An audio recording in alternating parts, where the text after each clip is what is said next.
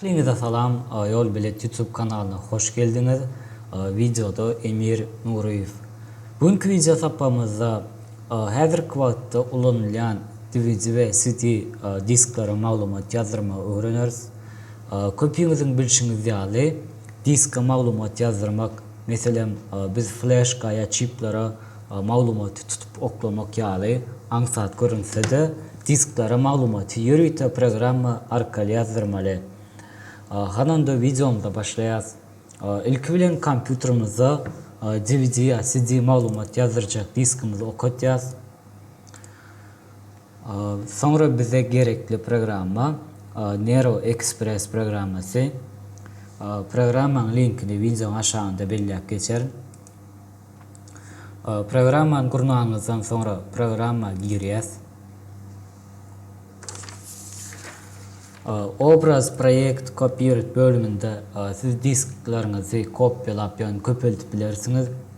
Video rolik bölümünde öz videolarınızı yazdırıp bilirsiniz. Yani MP4 ve beylik formattaki videoları yazdırıp bilirsiniz. Müzika bölümünde yani MP3 ve beylik formattaki aydınlarınızı yazdırıp bilirsiniz. Yani dan bölümden olsa dokumentlarınızı ya da programları yazdırıp bilirsiniz. Siz CD disk ulanyan bolsanız CD bölümünü saylayaz. Eğer de diskiniz DVD olsa DVD bölümünü saylayaz. Yani biz şu an DVD bölümüne girdik. Ve bu yerden yani About bölümüne geleceğiz. Ve yazdıracak file'ımı saylayaz. Mesela driver About ve Dale düğmesine basacağız.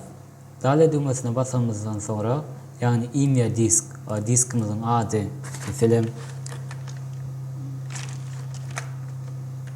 driver programı